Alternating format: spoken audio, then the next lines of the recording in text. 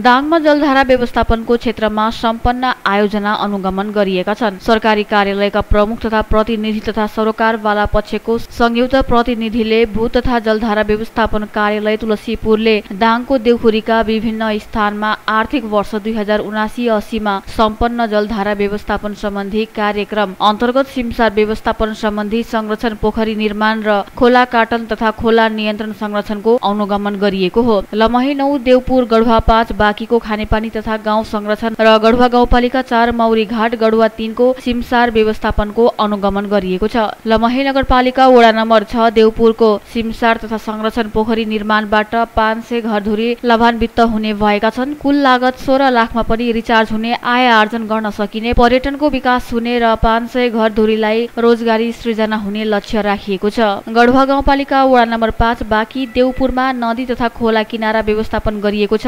38,93,127 रुपैयाँको लागतमा सम्पन्न योजनाबाट 400 घरधुरी लाभान्वित हुनेछन्। यसबाट 500 बिघा जंगल संरक्षण हुनेछ, 1347 घरधुरी रोजगारी सिर्जना हुने, खोला काटन निर्णय हुने र डुबानबाट घर जग्गा संरक्षण हुने भू तथा जलधारा व्यवस्थापन कार्यालय तुलसीपुरका प्रमुख शेष दत्त चौधरीले जानकारी दिनुभयो। लुम्बिनी प्रदेश योजना आयोगका उपाध्यक्ष डाक्टर नहकुल किसी, प्रदेश सभा सदस्य अनुराग खड्का, सहायक प्रमुख जिल्ला अधिकारी सावित्रा पुन, सामान्यवय अधिकारी, प्रदेशका विभिन्न मन्त्रालयका प्रतिनिधि लगायतको सामान्यवयकारी अनुगमन र बरपिपल प्रजातिको वृक्षारोपण कार्यक्रम सम्पन्न भएका छन्। चौधरीका अनुसार नदी तथा खोला किनारा संरक्षण आयोजना गढुवा गाउँपालिका वडा नम्बर 4 मौरी घाटमा सम्पन्न भएको छ। 17,88,294 रुपैयाँको लागतमा सम्पन्न उक्त आयोजनाबाट 212 घरधुरी लाभान्वित हुनेछन्। यो योजनाले सडक पाको संरक्षण, 10 बिघा क्षेत्र संरक्षित, खेती योजना, जमिन काटन, डुबानबाट संरक्षण र 2021 घरधुरीले रोजगारी प्राप्त गर्नेछन्। उक्त कार्यालयमा आर्थिक वर्ष 2079-80 तेस्रो चौमासिक तथा वार्षिक प्रगति प्रतिवेदनमा 28 वटा विभिन्न योजना 6,86,76,736 रुपैयाँ बराबरमा सम्पन्न गरेको जनाएको छ। यसैबीच भू तथा जलधार व्यवस्थापन कार्यालय तुलसीपुरले लमही आर्थिक वर्ष 2079-80 मा सम्पन्न गरिएका योजनाका विषयमा समीक्षात्मक अन्तर्क्रिया कार्यक्रम गरेको छ। लमही नगरपालिका नगर प्रमुख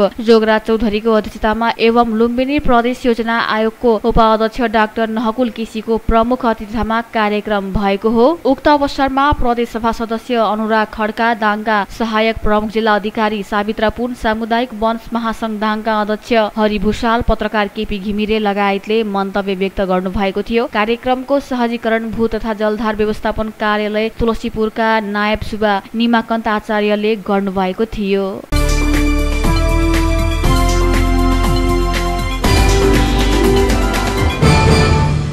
तुलसीपुर उपमहानगरपालिकाको आर्थिक वर्ष 2080 र 81 को असार 10 गते नगरसभामा प्रस्तुत गरिएको नीति तथा कार्यक्रम बजेट पारित गरिएको छ। नगरसभामा सदस्यहरूले प्रस्तुत गरेका सुझाव सहित नीति तथा कार्यक्रम र बजेट पारित गरिएको हो। स्मार्ट छोरी कार्यक्रम अन्तर्गत बिहेबारी 20 वर्ष पारी, सुत्केरी पोषण भत्ता कार्यक्रम, पालिकाले सञ्चालनमा ल्याएको मेट्रो कलेज र मेट्रो अस्पताल सञ्चालक नीति तथा कार्यक्रम र बजेटमा निरन्तरता दिएको छ। नीति तथा कार्यक्रममा शून्य बजेटमा कार्यान्वयन गरिने जनतासँग जनप्रतिनिधि अन्तर्गत श्रमदान अभियान जनप्रतिनिधि कार्यक्रम समावेश गरिएको छ। कुल बजेट 1,79,45,69,60,000 रहेको छ। पालिकाले गत वर्ष 1,86,47,00,000 बजेट ल्याएको थियो। यो आर्थिक वर्षको बजेट गत वर्ष भन्दा 7,16,00,000 कम रहेको छ। पालिकाको बजेट आन्तरिक स्रोततर्फ 36,15,00,000 रहेको छ भने गत वर्ष 30,12,00,000 रहेको थियो। आन्तरिक तर्फ गत वर्ष भन्दा पनि करिब 6,03,00,000 बढी रहेको छ। गत वर्षको बजेटमा संघीय समानीकरण अनुदान तर्फ 33,62,00,000 रहेको थियो भने यो आर्थिक वर्षमा 29,08,00,000 रहेको छ। सभामा नगर प्रमुख टीकाराम खड्का, नगरसभा सुकुम्बासी दलित अव्यवस्थितका जग्गा नाप नक्साकन गर्न थप जनशक्ति व्यवस्थापन गरेर 2 वर्षभित्रै लाल पूर्जा वितरण गर्ने प्रतिबद्धता व्यक्त गर्नुभयो। नगर प्रमुख टीकाराम खड्काको अध्यक्षतामा नगरसभा सम्पन्न भएको हो। नगरसभामा उपप्रमुख स्यानी चौधरीले बजेट स्वीकृतिका लागि प्रस्तुत गर्नुभएको थियो। त्यस्तै आर्थिक समितिका संयोजक माधव ओलीले आर्थिक विधेयक सभामा प्रस्तुत गर्नुभएको थियो। लेखा समितिका संयोजक घनश्याम ढकालले आर्थिक वर्ष 2080-81 को विनियोजन विधेयक स्वीकृतिका लागि पेश गर्नुभएको थियो।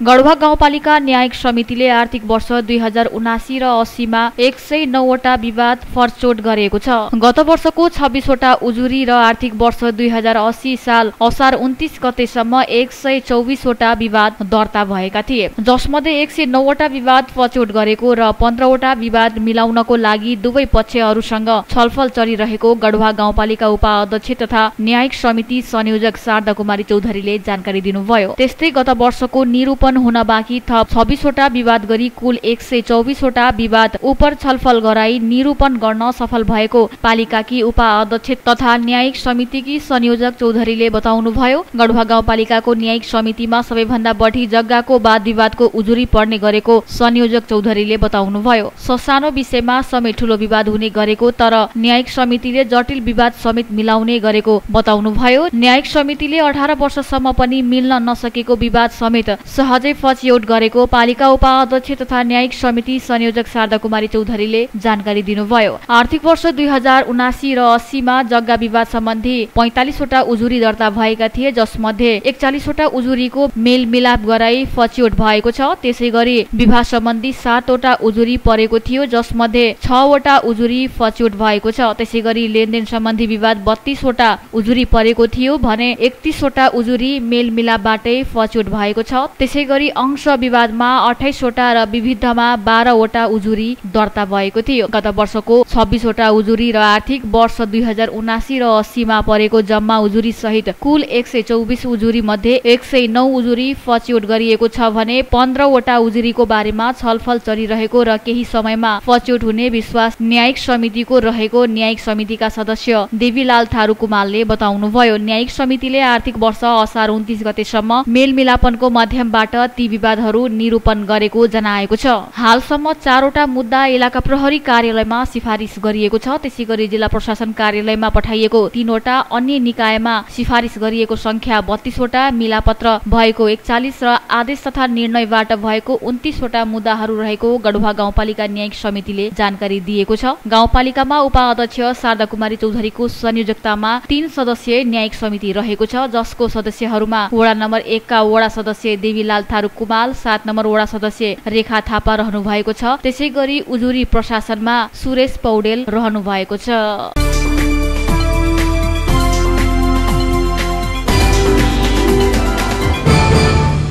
लुम्बिनी प्रदेश सभाको दोस्रो अधिवेशनको शनिबार बसेको 19औं बैठकमा 2 विधेयक पेश भएका छन् भने एउटा विधेयक फिर्ता भएको छ। शनिबारको बैठकमा मुख्यमन्त्री डिल्लीबहादुर चौधरीका तर्फबाट आन्तरिक मामिला मन्त्री सन्तोष पौडेलले प्रदेश निजामती सेवाको गठन, सञ्चालन र देहायक शर्त सम्बन्धमा व्यवस्था गर्न बनेको विधेयक र स्वास्थ्य मन्त्री राजु खन्नालले स्वास्थ्य संस्था स्थापना, सञ्चालन तथा नवीकरण र स्नोतरी ऐन 2076 लाई संशोधन गर्न बनेको विधेयक प्रदेश सभा पेश गरेका हुन्। स्वास्थ्य मन्त्री राजु खन्नालले स्वास्थ्य संस्था स्थापना, सञ्चालन तथा नवीकरण र स्नोत्तरी ऐन 2076 लाई संशोधन गर्न बनेको विधेयकमाथि सैद्धान्तिक छलफल भएको छ। छलफलमा मन्त्री खन्नालले प्रदेश सभा सदस्यहरूले उठाएका प्रश्नहरूको जवाफ दिएका थिए। यसैबीच लुम्बिनी प्रदेश सरकारले यसअघि पेश गरेको एउटा विधेयक फिर्ता भएको छ। प्रदेश सभामा पेश भई लामो समयसम्म छलफल नभई रोकिएको लुम्बिनी प्रशिक्षण प्रतिष्ठानको स्थापना, सञ्चालन तथा व्यवस्थापन सम्बन्धमा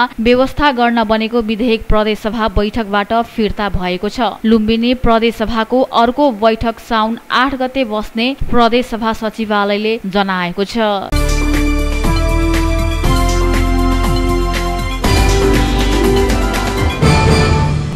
देउखुरीमा 4 वटा बचत संस्था, ऋण सहकारी संस्थाहरू एकीकरण भएर बनेको देउखुरी बचत तथा ऋण सहकारी संस्थामा मुद्दा परेपछि 3 वटा सहकारी संस्थाहरूले अलग अलग कारोबार सुरु गरेका छन्। कानूनी रूपमा देउखुरी बचत तथा ऋण सहकारी संस्थालाई बदर गरी अलग अलग संस्था सञ्चालन गर्न साबीको महाप्रभु बचत तथा ऋण सहकारी संस्था बाधक बनेको एकीकृत भएर बनेको देउखुरी बचत तथा ऋण सहकारी संस्थाले शनिबार सिसनियामा पत्रकार सम्मेलनको आयोजना गरी सो विषयमा जानकारी गरायो। गराएको छ। राप्ती गाउँपालिकामा रहेको 2 टोला सहित 4वटा बचत तथा ऋण सहकारी संस्थाहरू राप्ती गाउँपालिका वडा नम्बर 5 सिसनियामा रहेको हरियाली बचत तथा ऋण सहकारी संस्था र वडा नम्बर 2 लालमटियामा रहेको महाप्रभु बचत तथा ऋण सहकारी संस्था सँगै वडा नम्बर 1 पाखापानीमा रहेको जनजीवनका वडा नम्बर 5 सिसनियामा रहेको बिहानी बचत तथा ऋण सहकारी संस्था एकीकरण भएर देउपुरी बचत तथा ऋण सहकारी संस्था बनेको थियो। तर सोही स्थानको सेवा केन्द्र तथा साबिकको महाप्रभु बचत तथा ऋण सहकारी संस्थामा रकम हिनामिनाको विषयमा मुद्दा परेपछि खारेज गरिएका 3वटा सहकारी संस्थाहरू आफू खुसी गैर कानूनी तरिकाबाट कारोबार सुरु गरेको विषयमा एकीकरण भएर बनेको संस्थाका लेखा समिति संयोजक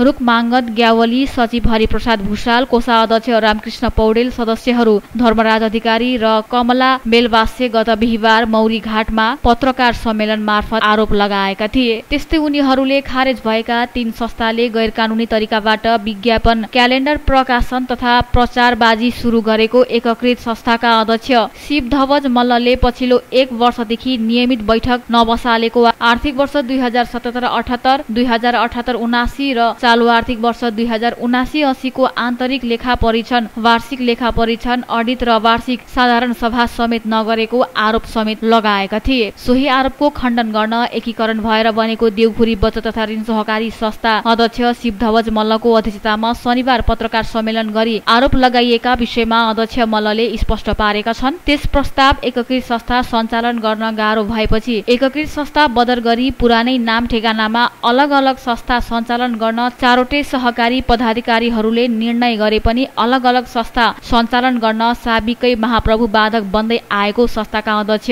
शिव ध्वज मल्लले जानकारी गराएका छन्। संस्था बदर गर्न जिल्ला अदालतले समेत नरोकेको र तत्कालीन आन्तरिक मामिला कानून तथा सहकारी मन्त्रालयले संस्था बदरका लागि प्रक्रिया पूरा गरेर ल्याउन सुझाव दिएपछि पनि महाप्रभुकै पदाधिकारीले पत्रमा सही छाप नगर्दा संस्था बदरको कार्य रोकिएको अध्यक्ष मल्लले जानकारी दिएका छन्। आरोप लगाइएका सबै कुराहरू झुटो तथा सत्यता नरहेकोले कोही पनि नागरिक भ्रममा नपर्न आग्रह गर्दै हाल सञ्चालनमा रहेको साबिककै संस्थाहरूबाट कारोबार गर्न अध्यक्ष मल्लले सबैमा आग्रह समेत गरेका छन्। नेपाल बचत तथा ऋण सहकारी संघद्वारा सञ्चालित प्रोबेसन कार्यक्रममा आबद्ध भई 2 पटकसम्म उत्कृष्ट संस्थागत तथा वित्तीय सुशासनका लागि प्रदान गरिने गुणस्तरीय चिन्ह प्रोबेसन ब्रान्ड प्राप्त गरिसकेका र ठूला सहकारी संस्थाहरू राप्ती गाउँपालिका वडा नम्बर 5 सिसनियामा रहेको हरियाली बचत तथा ऋण सहकारी संस्था र वडा नम्बर 2 लालमटियामा रहेको महाप्रभु बचत तथा ऋण सहकारी संस्था सँगै वडा नम्बर 1 पाखापानीमा रहेको जनजीवनका वडा नम्बर 5 सिसनियामा रहेको बिहानी बचत तथा ऋण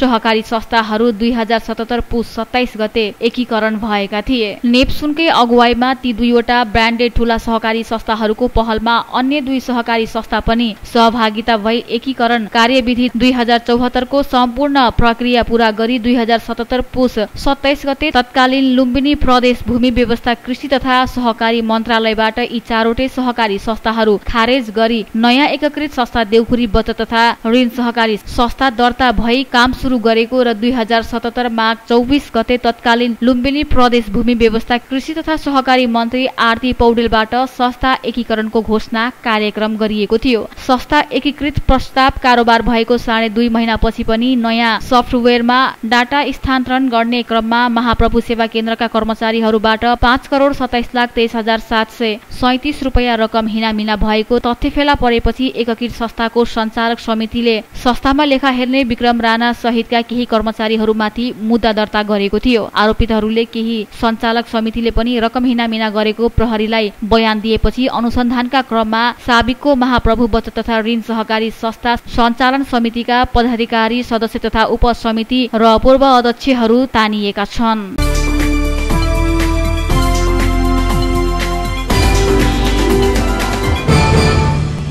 बाँकेका 2 जनाको दुर्घटनामा परेर ज्यान गएको छ। बाँकेको कोहलपुर नगरपालिका अन्तर्गत विभिन्न स्थानमा भएको दुर्घटनामा 2 जनाको मृत्यु भएको हो। कोहलपुर 11 मा भएको बाइक दुर्घटनाबाट नेपालगञ्ज 18 का सुभाष राई र कोहलपुर 4 बेलनपुरमा सिक्टा सिँचाइ आयोजनाको नहरमा डुबेर 23 वर्षीय तारा बस्नेतको मृत्यु भएको प्रहरीले जनाएको छ। शनिबार साँझ कोहलपुर 11 पिपल चौतारामा बाइक दुर्घटनामा परेका अन्दाजी 30 वर्षीय राईको उपचारका क्रममा शिक्षण अस्पताल कोहलपुरमा मृत्यु भएको इलाका प्रहरी कार्यालय कोहलपुरले जनाएको छ। रक्त राजमार्ग भेष 7 प 71 16 नम्बरको बाइक हाँकिरहेका राई अनियन्त्रित भएपछि बाइक दुर्घटना भएको प्रत्यक्षदर्शीले बताएका छन्। यसैगरी कोहलपुर 4 बेडनपुरमा रोपाई सकेर नुहाउने क्रममा शनिबार बैजनाथ 3 की बस्नेतको मृत्यु भएको छ। उनी सहित 3 जना सिक्टाको नहरमा नुहाउन गएका थिए। अन्य 2 जना भने सकुशल छन्। दुवै जनालाई पोस्टमार्टमका लागि भेरी अस्पताल नेपालगञ्ज लगिएको प्रहरीले जनाएको छ।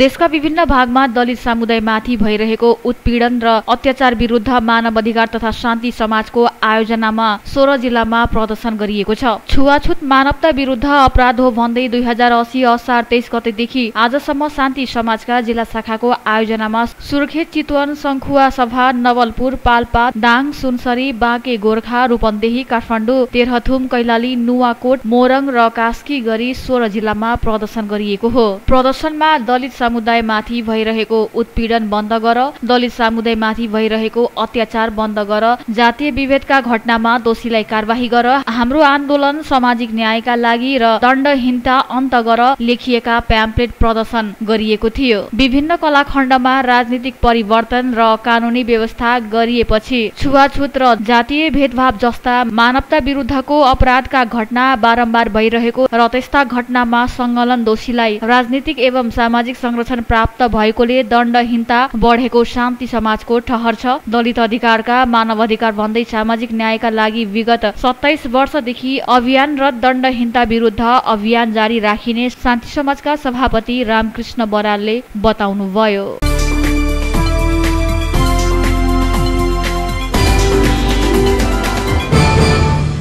विषालु च्याउखादा अर्घखाँचीको शीतगंगा नगरपालिकामा 3 जना बिरामी परेका छन्। विषालु च्याउखादा शीतगंगा 3 साहुटोलका विजय भण्डारी, माया भण्डारी र तिलमाया भण्डारी बिरामी परेका हुन्। उनीहरूको प्राथमिक स्वास्थ्य केन्द्र ठाडामा सामान्य उपचारपछि बुटोल रिफर गरिएको इलाका प्रहरी कार्यालय ठाडाका प्रहरी निरीक्षक इन्स्पेक्टर होमनाथ रेग्मीले जानकारी दिनुभएको छ। उनीहरूको अहिले लुम्बिनी प्रादेशिक अस्पताल बुटोलमा उपचार भइरहेको र अवस्था सामान्य रहेको इन्स्पेक्टर रेग्मीले बताउनुभयो। त्यस्तै जंगली च्याउ खाँदा रोल्पामा एकै परिवारका 3 जनाको ज्यान गएको छ। ज्यान गुमाउनेमा लुङ्ग्री गाउँपालिका 5 काला पोखराका 33 वर्षीय भीम गुरुङ र उहाँका छोराहरू 11 वर्षीय सुशील र 6 वर्षीय प्रेम रहेका जिल्ला प्रहरी कार्यालय रोल्पाले जानकारी दिएको छ। जंगली च्याउ खाई बिरामी परेपछि उपचारका लागि प्राथमिक स्वास्थ्य केन्द्र सुली चौरमा भर्ना गरिएका उनीहरूलाई थप उपचारका लागि लुम्बिनी प्रादेशिक अस्पताल बुटवल लगिएको थियो। उनीहरूको लुम्बिनी प्रादेशिक अस्पताल बुटोलमा उपचारका क्रममा आज आइतबार ज्यान गएको जिल्ला प्रहरी कार्यालय रोल्पाका प्रवक्ता प्रकाश भूषालले जानकारी दिनुभएको छ।